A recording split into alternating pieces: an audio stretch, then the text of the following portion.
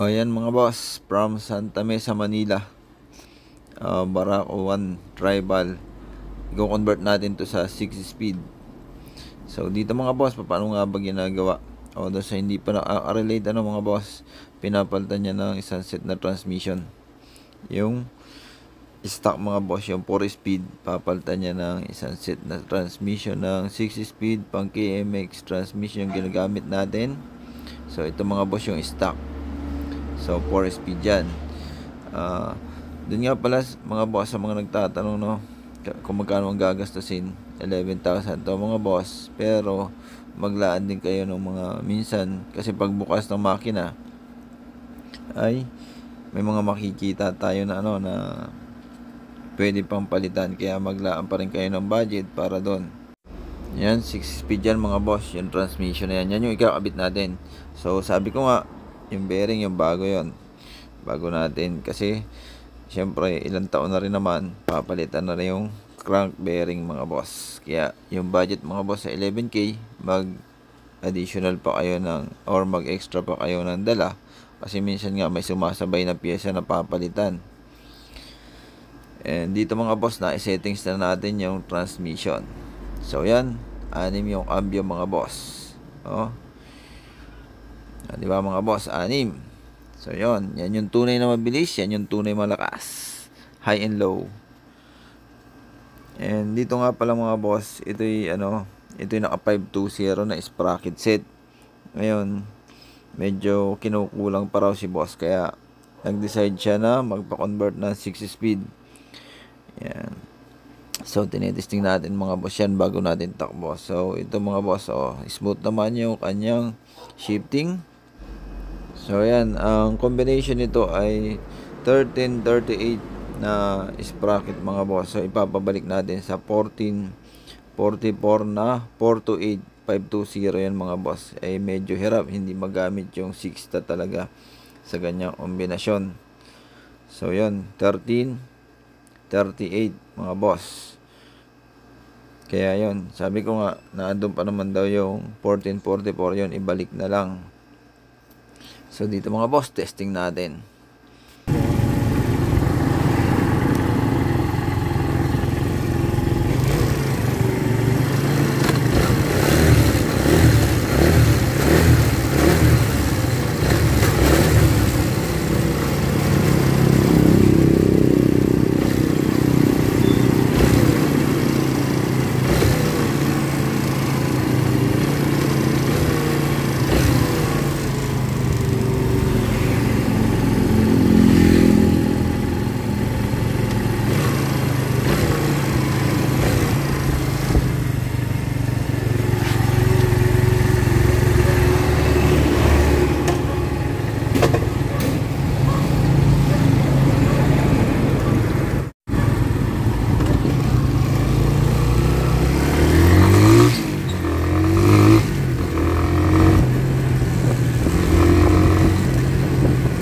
Yon, dito pa lang mga boss, ramdam na natin na medyo high speed yung nakalagay na sprocket. Kaya yung primera, segunda nito parang high speed na rin, kasi yun nga, pagka ganito dapat mas low speed yung sprocket set para buhay yung takbo ng high gear.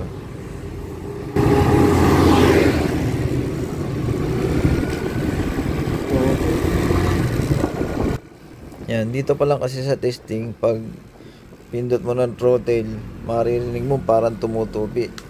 Ibig sabihin mga boss, kailangan bumelo muna niya bago tumining.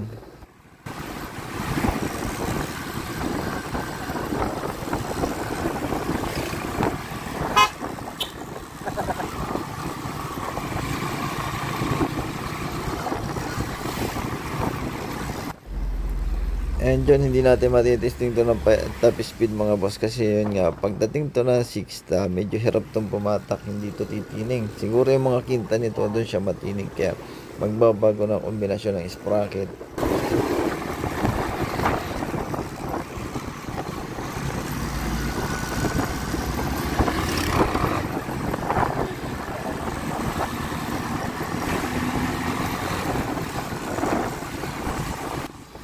And yun, ang isa pa, medyo mahirap mag-testing dito ng top speed mga boss sa amin at walang lubak dito. Ayan, no? Walang kalubak-lubak.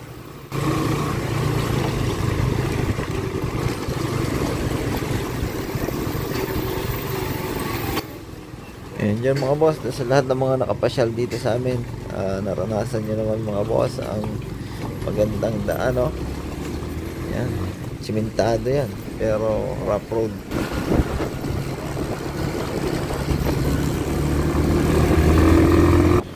Yan, yung 1338 mga boss na 520 medyo high speed dito, magkakaigi siguro to kung 1340 na 520 ang gagamitin.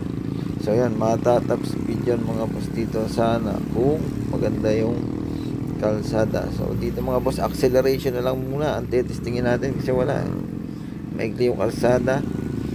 Yan, hindi pa to aabot ng 60 mga boss. Kasi baka kwarta, kinta pa lang, kurbada na.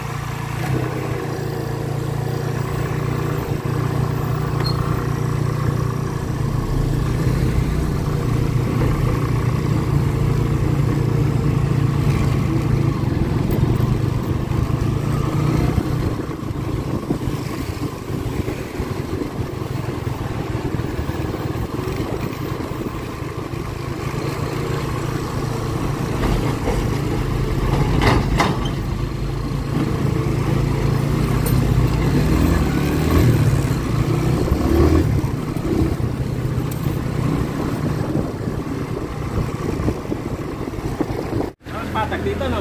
Dito po, dito. Wala po dyan. Bayan dyan eh. Bayan ito eh.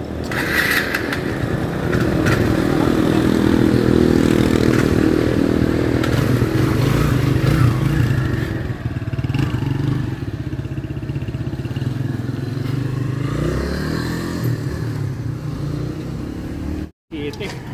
Sakto. Nakarte nga kami siguro mga alas 12. Di ba? Ingat po, ingat.